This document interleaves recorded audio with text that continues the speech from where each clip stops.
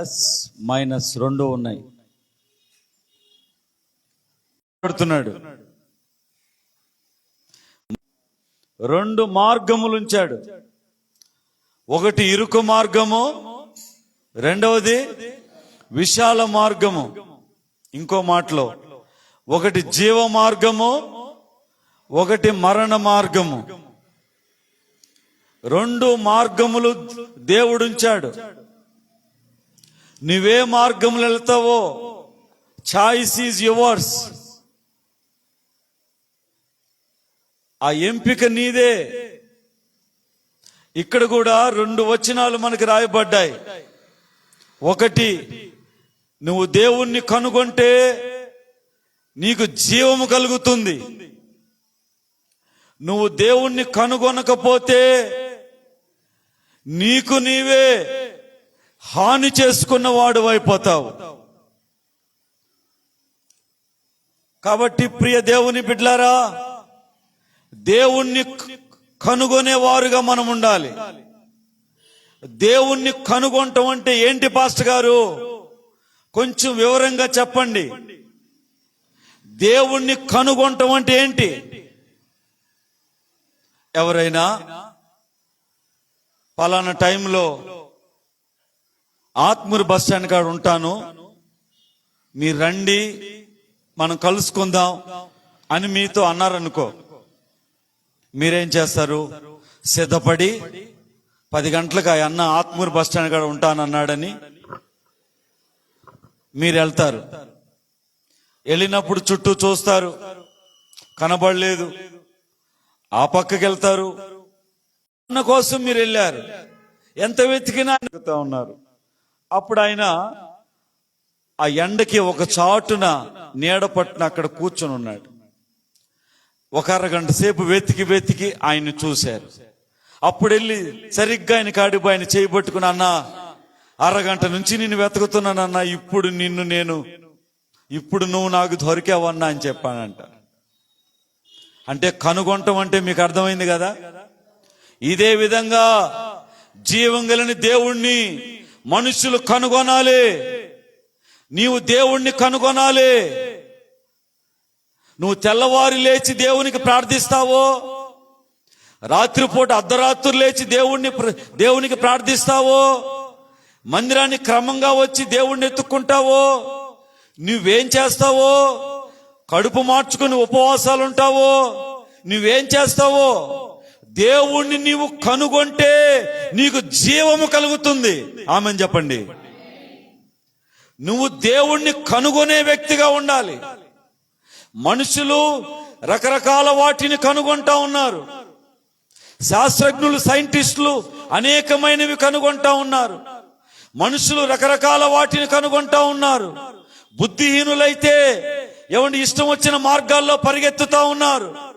మరి నీవు నేను బుద్ధి కలిగిన కన్యకల వలె జీవం కలిగిన దేవుణ్ణి కనుగొనాలి. జీవం కలిగిన దేవుణ్ణి కనుగొంటే నీకు జీవము కలుగుతుంది. హల్లెలూయా చెప్పండి. ఏంటి జీవము? నీ మాటల్లో జీవము, నీ యొక్క పలుకుల్లో జీవము, నీ నోట్లో జీవము, నువ్వు అడుగు పెడితే జీవము, నువ్వేది చేస్తే అది జీవము. ప్రియ దేవుని బిడ్డలారా, ఆ మధ్య నేను ఒకరింటికి వెళ్ళాను. ఒకరింటికి వెళ్తే ఒక మంచంలో ఒక యవనస్తుడు పడుకొని ఉన్నాడు. అతని కాళ్ళకి రాడ్లు పెట్టేస్తున్నారు. ఏందమ్మా అని అడిగాను. పాస్టర్ గారు, ఇతను ఆడుకుంటూ ఒకసారి పడిపోయాడు, ఆపరేషన్ చేయించాము, ఫెయిల్ అయిపోయింది. రెండోసారి చేయించాం, రెండోసారి ఫెయిల్ అయిపోయింది. ఇప్పుడు ఇక 3వసారి వెళ్ళాలనుకుంటున్నాము అన్నాడు. భలే బాధేసింది. ఎందుకంటే యవనస్తుడు 2 సార్లు ఆపరేషన్ చేసి ఫెయిల్ అయిపోయిందంట, మంచంలో ఉన్నాడు. ఈ పక్క చూస్తే ఒక పెద్ద ఆయనకి బ్రెయిన్ స్ట్రోక్ వచ్చి మంచంలో ఆయన ఉన్నాడు. ఆయనకి ఎక్కడికక్కడ అన్ని బాత్రూమ్ అంతా మంచంలోనే కదా. ఆయన్ని చూస్తా ఉన్నారు. 2 ఆడపిల్లలు ఉన్నారు. వాళ్ళు కొంచెం భారీగా ఉన్నారు. వాళ్ళ స్థితిని నాకు అర్థమైంది. మరి ఇంకెవరున్నారమ్మా మీ ఇంట్లో అన్న? ముసలాం ఉంది సార్. ముసలాంకి మూడు గొర్రెలుంటే అవి తోలుకుని పొలంలోకి పోయిందన్న. మీ అమ్మ లేదా? మా అమ్మ లేదు సార్, మా అమ్మ చచ్చిపోయింది. ఓకే, అంటే వీళ్ళిద్దరు ఆడపిల్లకాయలకి పెళ్ళిళ్ళు అవలా. తమ్ముడు చూస్తే మంచంలో 2-3 సార్లు ఆపరేషన్ ఫెయిల్ అయిపోయి మంచంలో ఉన్నాడు. తాత చూస్తే బ్రెయిన్ స్ట్రోక్ వచ్చి ఆయన మంచంలో ఉన్నాడు. ఇప్పుడు మీరు చెప్పండి, ఆ ఇల్లు జీవంతో ఉందా, ఎండిపోయిందా? చెప్పండి చెప్పండి, ఎట్ట ఉందా ఇల్లు? ఎండిపోయింది. అప్పుడు నేను ఆ ఇంట్లోకి వెళ్ళి వాళ్ళ పరిస్థితులు అడిగినప్పుడు మనసుకు చాలా బాధ కలిగింది. అప్పుడు సరే అమ్మా అని చెప్పేసి ప్రార్థన చేద్దామని ప్రార్థన చేశా. దేవా, వీళ్ళు ఏం పాపం చేశారో, ఏం దోషం వీళ్ళు చేశారో, ఎందుకు వీళ్ళ పరిస్థితులు ఎట్టయినాయో దేవా కనికరించయ్యా. యవనస్తుడు, మంచి యవనస్తుడు ఇదిగో 1-2 సార్లు కాలుకు ఆపరేషన్ ఫెయిల్ అయిపోవటం ఏంటయ్యా అని చెప్పి నేను భారం కలిగి ప్రార్థన చేసి, దేవా ఈ కుటుంబంలోకి జీవం వచ్చును గాక, వీళ్ళ యొక్క పరిస్థితులు మారిపోవును గాక, వీళ్ళ స్థితిగతులు మారిపోవును గాక, వీళ్ళకి దేవుని కార్యాలు జరుగును గాక, దేవుని క్షమాపణ వీళ్ళకి వచ్చును గాక అని ప్రార్థన చేసి వచ్చా. అది గొర్రెపిల్ల మహోత్సవాల సమయం. గొర్రెపిల్ల మహోత్సవాల సమయాల్లో నేను చాలా మందిని కలిసి ఇన్వైట్ చేస్తుంటాను కదా, ఆ సమయంలో వెళ్ళా. మళ్ళీ గొర్రెపిల్ల మహోత్సవాలు సమయానికి వెళ్ళేసరికి ముసలాయన చచ్చిపోయాడు. పిల్లోడు పైకి లేచాడు. ఇద్దరిలో ఒకరికి పెళ్లి అయిపోయింది. వెలుగు వచ్చిందా లేదా? హల్లెలూయా చెప్పండి. హల్లెలూయా అంటే ఏంది? జీవం కలిగిన జీవమున్న దైవజనుడు పోయి పలికితే ఆ ఇంట్లోకి ఏమొచ్చింది? జీవం వచ్చింది. అంటే దైవజనుల్లో ఉన్న జీవము, ఆ దైవజనుల్లో ఉన్న జీవము, ఆ జీవం కలిగిన మాటలు పలికినప్పుడు ఆ ఇంట్లో జీవం వచ్చింది ప్రియులారా. అందుకే నన్ను కనుగొనువాడు, చెప్పండి, జీవమును కనుగొనును. ఆనాడు నక్షత్రం వచ్చింది. యేసు ప్రభువారు భూమి మీద పుట్టినప్పుడు ఆ నక్షత్రాన్ని చూసి ఆ జ్ఞానులు ఏం చేశారు? ప్రభువుని కనుగొనటానికి అష్ట కష్టాలు పడి కనుగొన్నారు. అవునా కాదా?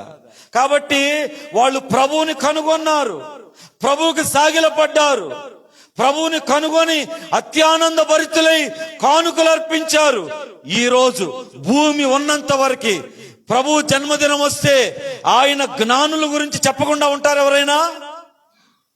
ప్రియ దేవుని బిడ్డలారా, అందుకనే నన్ను కనుగొనవాడు దేన్ని పొందుకుంటాడమ్మా? జీవమును పొందుకుంటాడు. జీవమును పొందుకుంటాడు. ఈరోజు ప్రియ దేవుని బిడ్డలారా, అనేక కుటుంబాల్లో జీవం లేదు. అనేక కుటుంబాల్లో జీవం లేదు ప్రియులారా. ఎండిపోయిన పరిస్థితులు, కలహాలు, కలతలు, నెమ్మది లేదు, సమాధానం లేదు, అభద్రతలో ఉన్నారు. భార్యాభర్తలు ఒకరి పట్ల ఒకరికి అపనమ్మకంలో ఉన్నారు. పిల్లలకి సంతోషం లేదు, నెమ్మది లేదు. కుటుంబాల్లో ఉండాల్సిన ప్రేమ అనురాగాలు లేవు. ఏంటంటే ఎండిపోయిన పరిస్థితులు. అందుకనే ఈరోజు ఈ మాటలు వింటున్న ప్రియ దేవుని బిడ్డలారా, నీ కుటుంబాల్లో, నీ పరిస్థితుల్లో, నీ వ్యక్తిగత జీవితంలో జీవం కావాలంటే నీవేం చేయాలి? దేవుణ్ణి కనుగొనాలి. ఆమెన్ చెప్పండి. దేవుణ్ణి కనుగొనాలి, దేవుణ్ణి పొందుకోవాలి. దేవుణ్ణి నువ్వు ఆయన సన్నిధిని పొందుకోవాలి, ఆయన ఆత్మను పొందుకోవాలి, ఆయన కృపను పొందుకోవాలి. ప్రియ దేవుని బిడ్డలారా, కాబట్టి ఈ సమయంలో నన్ను కనుగొనువాడు జీవమును కనుగొనను. కాబట్టి ఆయన్ను కనుగొనే వారిగా మనమందరం ఉండాలి. హల్లెలూయా చెప్పండి. ఆ తర్వాత ఏముంది? నన్ను కనుగొనువాడు జీవమును కనుగొనును, యెహోవా కటాక్షము. అంటే ఎవరైతే దేవుణ్ణి కనుగొంటారో, అసలు దేవుణ్ణి ఎలా కనుగొనాలి అన్న ప్రశ్నకి దానిపైనే జవాబు ఉందండి. 35వ వచనం కదా మనం ఇప్పుడు ధ్యానించేది. 34వ వచనంలోనే జవాబు ఉంది. దేవుణ్ణి ఎట్ట కనుగొనాలంట? అనుదినము నా గడప యొద్ద కనిపెట్టుకొని, నా ద్వారబంధముల యొద్ద కాచుకొని, నా ఉపదేశం వినువారు ధన్యులు. అంటే దేవుణ్ణి ఎలా కనుగొనాలంటే వినాలి, అర్థం చేసుకోవాలి. అనుదినము, అప్పుడప్పుడు కాదు, తీరుకున్నప్పుడు కాదు, సమయం ఉన్నప్పుడు కాదు, బాగున్నప్పుడు కాదు, అనుదినము, ఎవ్రీడే, అనుదినము నా గడప కమ్ముల యొద్ద, నా ద్వారబంధముల యొద్ద. అంటే ఏందమ్మా దేవుని గడపేది? చెప్పండి. ఆయన మందిరమే కదా, ఆయన మందిరమే కదా. అంటే ఆయన గడప అంటే ఆయన మందిరము యొక్క గడప దగ్గర ద్వారబంధముల యొద్ద ఉపదేశము కోసం కాచుకుని ఉంటే దేవుణ్ణి నువ్వు కనుగొంటావు. హల్లెలూయా చెప్పండి. దేవుని మందిరమే నీకు పట్టకపోతే, దేవుని మందిరం అంటే పట్టింపు లేకపోతే, దేవుని మందిరం అంటే నీకు జాగ్రత్త లేకపోతే, దేవుని మందిరం అంటే నీకు ఏమాత్రం గ్రహింపలేకపోతే ఇక నువ్వు దేవుణ్ణి ఏం కనుగొంటావు? అర్థమవుతుంది అందరికీ? అర్థమవుతుందా?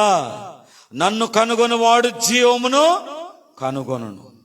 అంటే నీవు దేవుణ్ణి కనుగొంటే జీవమును నీవు పొందుకుంటావు. అప్పుడు నీ నోట్లో జీవం, నీ మాటల్లో జీవం, నీ యొక్క అడుగులో జీవం. అమ్మా ఆ తల్లి వచ్చి ఆ మాట చెప్పి వెళ్ళింది. వెంటనే దేవుడు గొప్ప కార్యం చేశాడు. అంటే ఏముంది ఆమెలో? ఆమెలో ఏముంది? జీవం ఉంది. ఆయనలో జీవం ఉంది. ఆ జీవం ఎట్టొచ్చింది? అది దేవుణ్ణి కనుగొనడం ద్వారా వచ్చింది. దేవుణ్ణి ఎట్ట కనుగొనాలి? ఎవరైతే అనుదినము, చెప్పండి ఎప్పుడంట? చెప్పండి ఎప్పుడంటన్నా? అనుదినము నా గడప దగ్గర, నా ద్వారబంధముల దగ్గర కాచుకొని, ఉపదేశం కోసం ఎవరు కాచుకొని ఉంటారో వారు నన్ను కనుగొంటారు. అంటే మందిరం యొక్క ప్రాధాన్యత. ఒక్కసారి అసలు ఇందులోకి లోతుగా వెళ్ళి డెప్త్గా ఆలోచించామ్మా. గడప దగ్గర, ద్వారబంధం దగ్గర ఉండేది ఏంటిది? ఆలోచన చెప్పండి. గడప లోపల మనం ఉంటాము, గడప అవతల ద్వారబంధం దగ్గర కాచుకుని ఏముంటది అనా? కొంచెం ఆలోచన చెప్పండి ఆ సబ్జెక్ట్ రిలేషన్గా. గడప దగ్గర, గడప ద్వారబంధనముల దగ్గర కాచుకునే ఉంటదమ్మా? కుక్క ఉంటది. ఏముంటదన్నా? కుక్క. కానీ విచిత్రం ఏంటంటే రోజులు మారిపోయినాయి. ఇప్పుడు కుక్కలేమో ఇంట్లో ఉంటున్నాయి, చెప్పండి. మనుషులేమో, కుక్కలేమో సోఫాల మీద, బెడ్ల మీద ఉంటున్నాయి, వీళ్ళేమో కింద పడుకుంటారు. అదేమంటే అబ్బా మా కుక్క 50,000 అయితే కుక్కే కదా. ఇప్పుడు ఆలోచించండి. గడప దగ్గర, ద్వారబంధ్రముల దగ్గర కాచుకుని ఏముంటదమ్మా? కుక్క ఉంటది. ఇప్పుడు ఆ కుక్క పట్ల లోపల యజమానుడికి ఏమొస్తుంది? చెప్పండి, ఏమొస్తుందమ్మా? కటాక్షం వస్తుంది. ఏమొస్తుంది? నా ఇంటిని కనిపెట్టుకొని నేను ఎంత చీపో అన్నా కూడా అది కాచుకుని ఉంటుందని ఆ ఇంట్లో ఉన్న యజమానుడికి దాని మీద ఏమొస్తుంది? కటాక్షం వస్తుంది, దయ వస్తుంది. అదే ఆ సబ్జెక్టు ఎంత క్లారిటీగా ఉంది చూడండి. అనుదినము నా గడప చదువు 34 వచనం. అనుదినము నా గడప యొద్ద కనిపెట్టుకొని, నా ద్వారబంధనం యొద్ద కాచుకొని, అంటే ఆ విధంగా దేవుణ్ణి కనుగొనాలి. 35 అట్టి వారికి ఏమవుద్ది? ఆ విధంగా నన్ను కనుగొనేవాడు జీవమును కనుగొంటాడు, యెహోవా కటాక్షము. ఎస్, అంటే దేవుని మందిరాన్ని విడిచిపెట్టకుండా దేవుని సన్నిధికి క్రమంగా వస్తూ, దేవుని సన్నిధికి క్రమంగా వెళుతూ, ఆయన ద్వారబంధము దగ్గర కాచుకొని ఉపదేశం కోసం ఎవరైతే కనిపెట్టుకుని అంతగా దేవుణ్ణి ఎత్తుక్కుంటారో, అంతగా దేవుని కోసం వాళ్ళు ఆరాట పడతారో, అట్టి వారికి యెహోవా కటాక్షము దొరుకుతుంది. హల్లెలూయా చెప్పండి. మరి దేవుని మందిరమే పట్టకుండా, ఆయన సన్నిధే పట్టింపు లేకుండా ఎప్పుడో ఏదోగా ఉంటే అట్టి వారి మీదకి యెహోవా కటాక్షం వస్తుందా? 10 రోజులకోసారి కుక్క మీ ఇంటికి వచ్చింది అనుకో, మీరు వేస్తారా అన్నో? అబ్బా ఈ కుక్క మంచిది అంటారా అనరా? అది నిత్యము మీ గడపని చీ పో అన్న వానైనా ఎండైనా సెలైనా మిమ్మల్ని విడిచిపెట్టకుండా కాసుకుని మీ ఇంటికాడు ఉంటే మీరు తినపోయిన ముందు దానికి వేస్తారు. సబ్జెక్ట్ అదే.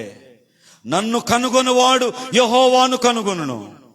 ఆ పైనే ఉంది, అనుదినము నా గడప దగ్గర, నా ద్వారబంధముల దగ్గర కాచుకునుండు వాడు ధన్యుడు.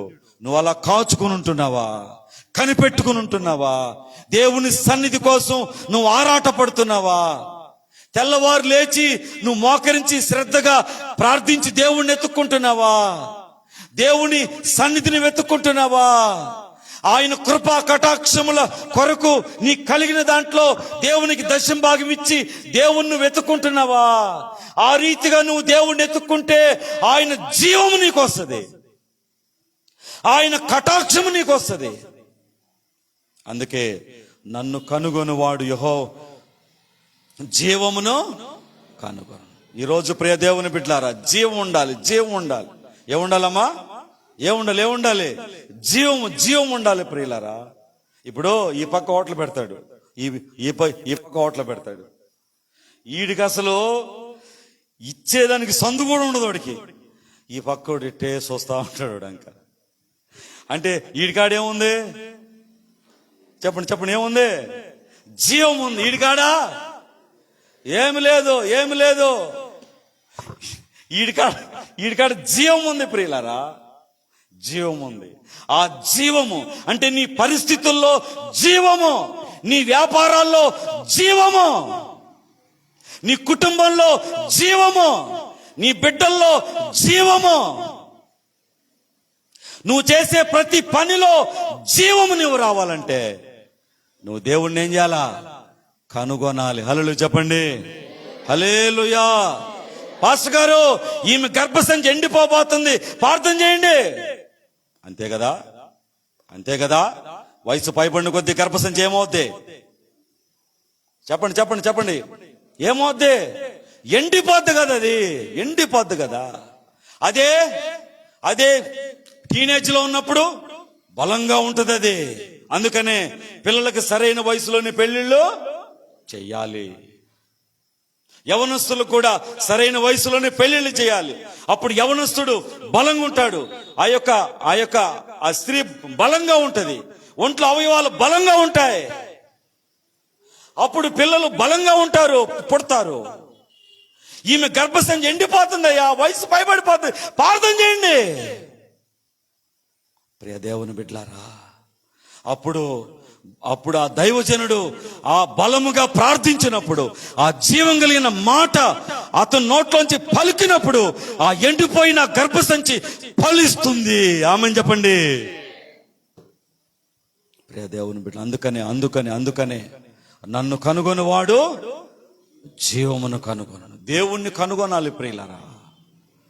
నువ్వేం చేస్తావో, తెల్లవారు లేసి ప్రార్థన చేస్తావో, రాత్రులు ఇంట్లో ప్రార్థన చేసుకుంటావో, ఉపవాసాలు ఉంటావో, కడుపు మార్చుకుంటావో, ఏం చేసుకుంటావో, మందిరానికి క్రమంగా వస్తావో, నువ్వేం చేస్తావో దేవుణ్ణి కనుగొను, దేవుణ్ణి పొందుకో. నీ జీవితంలో దేవుణ్ణి కలుసుకో, దేవుణ్ణి తెలుసుకో, దేవునితో సహవాసం చెయ్యి.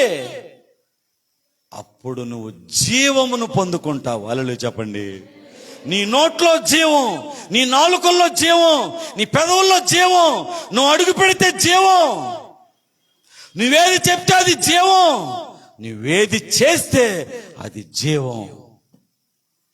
మనుషులకి జీవం అనేది ఉండాలి ప్రియులారా. డాక్టర్లు ఎన్ని మందులు వేసినా బాడీ రెస్పాండ్ అవ్వకపోతే డాక్టర్లు ఏం చెప్తారమ్మా, మేము ఎంత చేసినా ఈ బాడీ అనేది రెస్పాండ్ కావడంలే, మేమెంత బీపీ పెంచాలనుకుంటున్నాం, డౌన్ అయిపోతుంది. ఎన్ని మందులు వేసినా బాడీ రెస్పాండ్ అవడంలే, ఆక్సిజన్ ఈమె పీల్చుకోలేకపోతుంది, ఎంత పెట్టినా బాడీ రెస్పాండ్ అవడంలే, ఎన్ని మందులు వేసినా బాడీ రెస్పాండ్ అవడంలే, బాడీ డౌన్ అయిపోతా ఉంది. ప్రియ దేవుని బిడ్డలారా, ఈరోజు మనం కూడా ఆయన్ని కనుగొనాలి ప్రియులారా. ఆయన్ని కనుగొంటే మనలో జీవం వస్తుంది, మన పరిస్థితుల్లో జీవం వస్తుంది. నేను ఆ కుటుంబానికి వెళ్ళినప్పుడు అక్కడంతా నిర్జీవం అయిపోయి ఉన్నారు. యవనస్తుడు బెడ్ మీద 2 సార్లు ఆపరేషన్ ఫెయిల్ అయిపోయి ఉన్నాడు. ఆ తండ్రి చూస్తే బ్రెయిన్ స్ట్రోక్ లో ఉన్నాడు. పిల్లలు చూస్తే పెళ్లిళ్ళు కాకుండా ఉన్నారు. ఆ తల్లి చూస్తే 2-3 గొర్రెలు పెట్టుకునే వెళ్తా ఉంది. అంతా కూడా ఆడరొచ్చు, ఏడరొచ్చు, ఇల్లంతా వాసన, కంపు. అబ్బా ఏంది పరిస్థితులు, ఇదేంది నాయన అని చెప్పి చాలా బాధ కలిగి ప్రార్థించినప్పుడు ఆ జీవం కలిగిన మాట వాళ్ళు కదిలించి వాళ్ళల్లో కార్యం చేసి మరుసటి ఏడు నేను వెళ్ళేసారికి ఆ ఇంట్లో గొప్ప కార్యాలు జరిగినాయి. హల్లెలూయా చెప్పండి. ఈరోజు ప్రియ దేవుని బిడ్డలు, అందుకనే ఏస్కేలు అనే దైవజనుడు, ఆయన నోట్లో ఏముంది? జీవం ఉంది. ఎండిన ఎముకలు దగ్గరికి పోయి, ఓ ఎండిపోయిన ఎముకల్లారా, మీరు సర్వ సైన్య సమూహాలుగా మారన్నుగా కాన్నప్పుడు ఆ ఎండిన ఎముకల్లో జీవం వచ్చింది. ఆ ఏస్కేలు పలికినప్పుడు ఏస్కేలు నోట్లో ఉన్న జీవం ఆ యొక్క ఎండిన ఎముకల్లోకి వచ్చింది. ఆ ఏస్కేలుకి ఆ జీవం ఎట్టొచ్చింది? ఏస్కేలు దేవుణ్ణి కనుగొన్నాడు. ఈరోజు ప్రియ సహోదరి, నీవు కూడా దేవుణ్ణి కనుగొను. జీవితంలో ఎదురయ్యే ప్రతి పరిస్థితులు, పోరాటాలు, ఇరుకులు, ఇబ్బందులు, శోధనలు, భయాలు అన్ని తప్పించుకుని కడవరి ముసలి వృద్ధాప్యం వరకు విజయవంతమైన జీవితం గడపాలంటే దేవుణ్ణి కనుగొను, దేవుణ్ణి పొందుకో, దేవునితో సావాసం చేయి. అందుకే నన్ను కనుగొనువాడు, చెప్పండి, జీవమును కనుగొను. ఈరోజు అనేక కుటుంబాల్లో జీవం లేదు, సంతోషం లేదు, సమాధానం లేదు, నెమ్మది లేదు. డబ్బులు ఉన్నాయి, అన్నీ ఉన్నాయి ప్రియులారా, కానీ నెమ్మది లేదు, సమాధానం లేదు. కాబట్టి ఆయన్ని కనుగొనేవారుగా ఉండాలి, దేవుణ్ణి కనుగొనేవారుగా ఉండాలి. దేవుణ్ణి ఎలా కనుగొనాలి? ఆన్సర్ కూడా 34 వచనాల పైనే ఉంది. అనుదినము నా, చదవండి అన్న, అనుదినము నా గడప యొద్ద కనిపెట్టుకొని, నా ద్వార బంధముల యొద్ద కాచుకొని. చూడండి నా ఉపదేశము ఆయన గడప కమ్ముల దగ్గర, ద్వార బంధముల దగ్గర కాచుకొని. చిన్నప్పుడు సినిమా ఇవ్వకముందే, టికెట్లు ఇవ్వకముందే, టికెట్లు ఇచ్చే కాడికి పోయి ఆ కిటికీ ఎప్పుడు తీస్తారా అని చెప్పి ఎదురు చూసేది. ఆ కిటికీ అంకే వస్తుండే, పిచ్చి అమాయకత్వం. ఆ కిటికీ తీస్తే గవ్వాలని వెళ్ళేది. దానికోసం కొంతమంది కాచుకుని ఉండేది.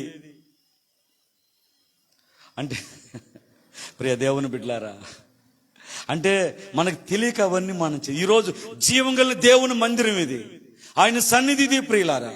ఇక్కడ దేవుని శక్తి, దేవుని మహిమ ఉంది, దేవుని ప్రభావం ఉంది. ఈ మాటలు ఇక్కడ వస్తున్నప్పుడు ఈ వాతావరణం అంతా దేవుని మహిమతో నిండి ఉంది. కాబట్టి ఆయన గడప దగ్గరికి, ఆయన ద్వార బంధముల దగ్గరికి మనం రావాలి, కాచుకొని ఉండాలి, కనిపెట్టుకుని ఉండాలి, ఉపదేశం కోసం కనిపెట్టుకుని ఉండాలి. ఆ విధంగా దేవుణ్ణి కనుగొనాలి. తీరుకున్నప్పుడు, సమయం ఉన్నప్పుడు, ఖాళీ ఉన్నప్పుడు వచ్చేది కాదు. కనిపెట్టుకోవాలి, కాచుకోవాలి. ఆ విధంగా ఎవరు దేవుణ్ణి కనుగొంటారో వారికి ఏమొస్తుందంట? జీవము.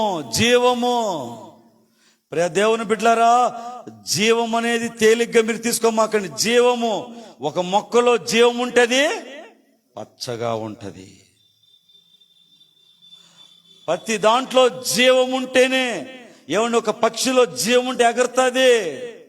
దానికి ఉన్న చిన్న రెక్కలు, ఎంత కాళ్ళు, ఆకాశములో అంతరిక్షములు ఎగిరిపోతుంటది. అది అందులో జీవం ఉంది. కాబట్టి ఈరోజు ఆ జీవము నీకు కలగాలంటే, నీ పరిస్థితులు, నీ వ్యాపారాలు, నీ కుటుంబం, నీ బిడ్డలు, నీ ప్రతి విషయంలో జీవం రావాలంటే, నిర్జీవం పోయి జీవం రావాలంటే నువ్వు దేవుణ్ణి కనుగొనాలి. దేవుణ్ణి వెతకాలి, దేవుణ్ణి వెంబడించాలి. దేవుణ్ణి పక్కన పెట్టి దేవుణ్ణి వెనకేసి దేవుడికి విరోధంగా దేవునికి మనం ఆయనకి విరుద్ధంగా మనం బ్రతికితే అది ఎంత మాత్రం మనకి క్షేమము కానే కాదు. అందుకే నన్ను కనుగొనువాడు జీవమును కనుగొనును, యెహోవా కటాక్షము వానికి దొరుకును. నా కటాక్షం మీకు అవసరం లేదు, నేనేం చేయగలను? దేవుని కటాక్షం మనందరికీ ఉండాలి. నీకు నాకు మనందరికీ ఆయన కటాక్షం ఉండాలి. అప్పుడు యాక్సిడెంట్ నుంచి మనం తప్పించబడతాం, అనారోగ్యాల నుంచి మనం విడిపించబడతాం, అప్పుల నుంచి బయటపడతాం, కుటుంబంలో శోధల నుంచి మనం తప్పించబడతాం, అవమానాల నుంచి విడిపించబడతాం, అనేక శోధల నుంచి విడిపించబడతాం, సైతాను కోరలకు చిక్కకుండా కాపాడబడతాం. ఇవన్నీ ఇట్లా అవుతామంటే ఆయన కటాక్షము. ఆ దేవుని కటాక్షం ఎవరికి వస్తుంది? చెప్పండి ఎవరికి వస్తుంది? ఆయన గడప దగ్గర, ఆయన ద్వారబంధముల దగ్గర ఎవడైతే ఆయన ఉపదేశం కొరకు కాచుకుని ఆ రీతిగా దేవుణ్ణి కనుగొనాలన్న ఆ యొక్క జిజ్ఞాసతో ఎవడుంటాడో వాడికే ఆయన కటాక్షం అనేది దొరుకుతుంది. మందిరం ఎట్టుంటుందో, పరిచర్య ఎట్టుంటుందో అంతా ఏదో ఎప్పుడో అన్నట్టుగా ఉంటే దయచేసి అర్థం చేసుకోండి, దేవుని కటాక్షం మీకు దొరకదు ప్రియులారా. అలాంటి వారికి అందుకనే మనం ఎప్పుడు కూడా దేవుణ్ణి కనుగొనేవారుగా ఉండి ఆ జీవమును పొందుకొని యెహోవా కటాక్షమును పొందుకునే. ఆ తర్వాత ఏముందమ్మా? మైనస్ ప్లస్ అయిపోయింది. 36వ వచనం, నన్ను కనుగొనని వాడు తనకే హాని చేసుకొనును, నా యందు అసహ్యపడువారు అందరూ. దేవుడికి స్తోత్రం. ప్రియ దేవుని బిడ్డలారా, నన్ను కనుగొనని వాడు తనకే హాని చేసుకుంటాడు.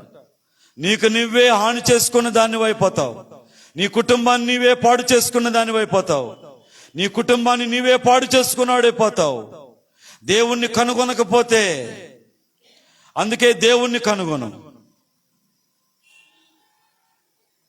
ప్రియ దేవుని బిడ్డలారా, ఆయన్ని కనుగొనని వాడు తనకే హాని చేసుకున్నవాడు. ఈరోజు నీకు నీవే హాని చేసుకుంటే అంతకంటే దౌర్భాగ్యం కోటి లేదు కదా. అందుకని ఈరోజు దేవుణ్ణి కనుగొనడానికి ప్రయత్నం చేయి. ఆయన్ని కనుగొను, ఆయన్ని పొందుకో, ఆయన్ని నువ్వు తెలుసుకో. ఆయన గడప దగ్గర కాచుకొనుండు, కనిపెట్టుకో, ఆయన వెతుకు, ఆయన వెంటాడు, ఆయన కనుగొను. 10 వెండి నాణెములు కలిగినటువంటి ఆ స్త్రీ 9 ఉండి 1 పోతే ఆమె ఏం చేసింది? దానికోసం వెతికింది. దుప్పట్లు దులిపి బెడ్లన్నీ బయటేసి ఇంటి సామానుల్లో డబ్బాల్లో పెట్టానా, డబ్బా కింద పెట్టానని మొత్తం ఎల్లేసింది. ఇల్లు మొత్తం బయట పెట్టింది. చివరాఖరికి అది దొరికింది. ఓ, నేను పోగొట్టుకున్న నా వెండి నాణెమునే కనుగొన్నాను రండి అని సంతోషపడుతుంది.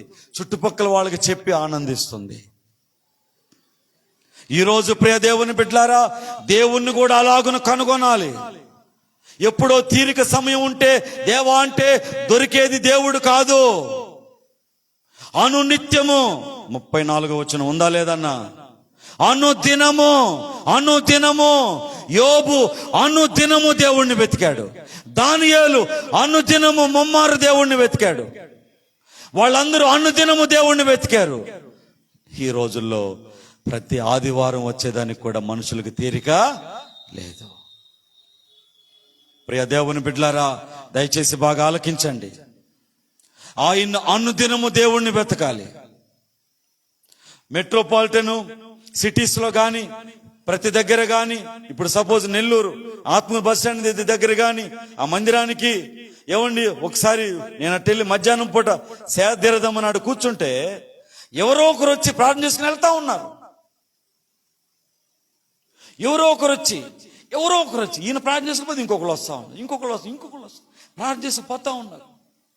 ప్రార్థన చేసుకుని వెళ్తా ఉన్నారు. అట్లా ప్రతిదినము బ్రదర్ని పిలిచి అడిగా, బ్రదర్ మీకు ఇట ప్రార్థన చేసుకునే అలవాటు ఉందా అంటే, అన్నా నేను ప్రతిరోజు టౌన్లోకి వస్తా, వచ్చినప్పుడు ఏదో టైంలో వచ్చి ప్రార్థన చేసుకెళ్తా. దేవుని బిడ్డలారా, అలా దేవుడిని ఎతికేవాళ్ళు, అనుదినము ఆయన గడప దగ్గరికి పోయేవాళ్ళు, ఆయన ద్వారబంధం దగ్గరికి పోయేవాళ్ళు, ఆయన సన్నిధిలో మోకరించేవాళ్ళు. అలా దేవుణ్ణి ఎతికే వాళ్ళు ఆయన కనుగొంటారు. కాళ్ళు చాపి నిద్రపోయేవాళ్ళు ఆయన కనుగొంటారా? ఫుల్లుగా తిని ఆ మధ్యన ఒక ఆమె రాత్రి 11 గంటలకు నాకు ఫోన్ చేసింది, చాలా సంవత్సరాల క్రితం. ఏమని, పాస్టర్ గారు ఒకటి చెప్పమనింది. ఏందని అడిగా. నాకు కొంచెం తిన్నది అరగలేదు, ఏం చేయాలనింది.